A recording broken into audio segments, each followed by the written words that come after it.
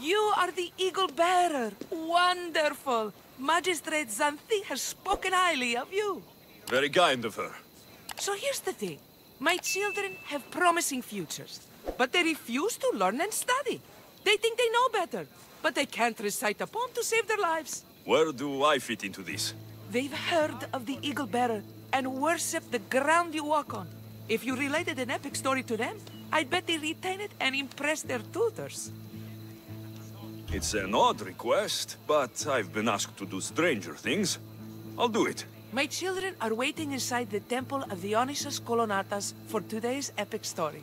The subject is Perseus, which they should know well, but seem to forget all when questioned. Perseus? I know his story well. As if we were cousins, both raised at the base of Mount Olympus. Do not fear. I will hold your children fast with my tail.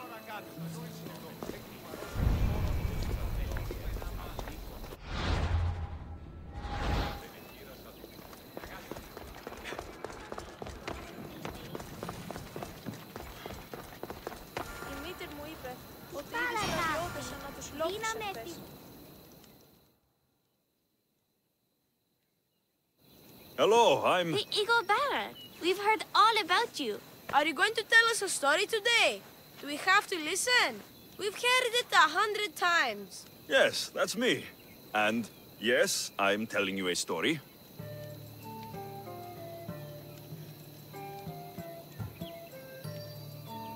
Let us sing with the voice of the gods about the exploits of brave Perseus and the noble Pegasus.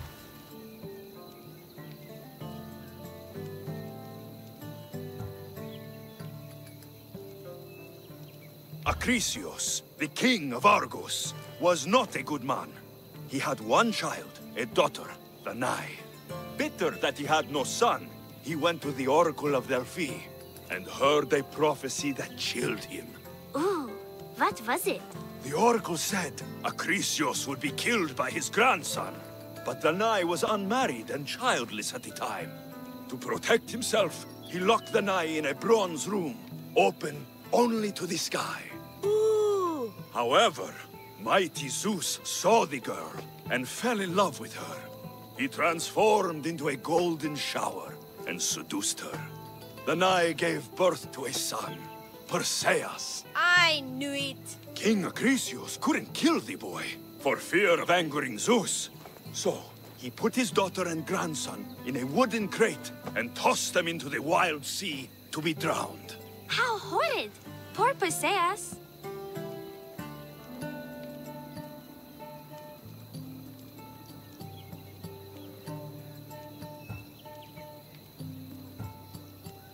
Perseus and his mother Danae were rescued on the island of Seriphos, and Perseus grew up under the care of a kindly fisherman, Victis. Lucky them. Did the gods help? Maybe. Perseus learned to swim and ride and fight, and how to be good and just, even though his father was only a fisherman. I can do all those things too. Yeah, good for you. Except swim. Or be just. Hush. Now, Victis' brother was ruler of the island, but he was not a good man. He's scum.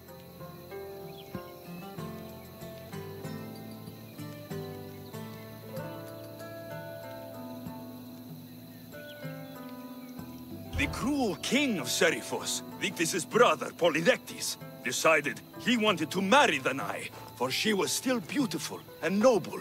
But Perseus knows his mother does not want this. Victis couldn't stop his brother, so it was up to Perseus to interfere and be annoying. Christos, that's your job. I would keep the stinky king from marrying you. The cruel and, stinky king became angry.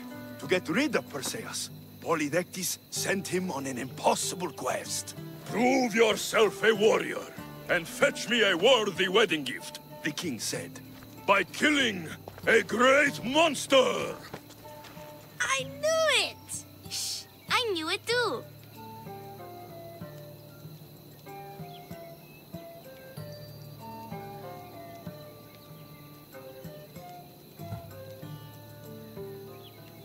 Polydectes told Perseus to bring back the head of Medusa, the Gorgon whose gaze could turn anyone who looked into her eyes to stone. Ah! Polydectes knew that Medusa would be Perseus' death.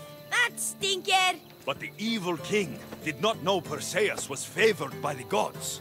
Hermes gifted Perseus with winged sandals and a silver sickle, and Athena gave him a bronze shield polished mirror bright. Perseus flew to Medusa's lair and used the shield to watch her reflection. He cut off her head with the sickle of Hermes. As she died, the winged foal Pegasus sprung from her neck. Yes! Flying home, Perseus found the maiden Andromeda, chained on the Ethiopian cliffs, waiting to be sacrificed to the baleful sea monster, Ketos. Perseus used Medusa's head to turn Ketos to stone, rescued Andromeda, and married her. Take that, Ketos! Perseus returned home to find King Polydectes relentlessly pursuing Danae. They quarreled, and Perseus showed the king his wedding gift. When he saw Medusa's head, Polydectes turned to stone. Yes!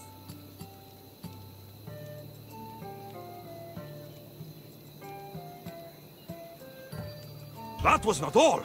Hades appears with a pack of giant scorpions called Scorpiox and kills Andromeda and tries to kill Perseus. Huh? But Perseus throws his sword of Zeus at Hades, forcing him back into the underworld. Wait. It's supposed to be Hermes' sickle. And Andromeda doesn't die. You're telling it wrong! In the end, Perseus wins. Zeus offers to make him a god, but Perseus refuses. So instead, Zeus brings Andromeda back to life, because she was only mostly dead. That was a great telling of the tale. I'll never forget it. Maybe the best! I can't wait to tell all my friends! Thank you. I couldn't help overhearing the end of your story. Truly inspiring, Eaglebearer. Thank you. He must not say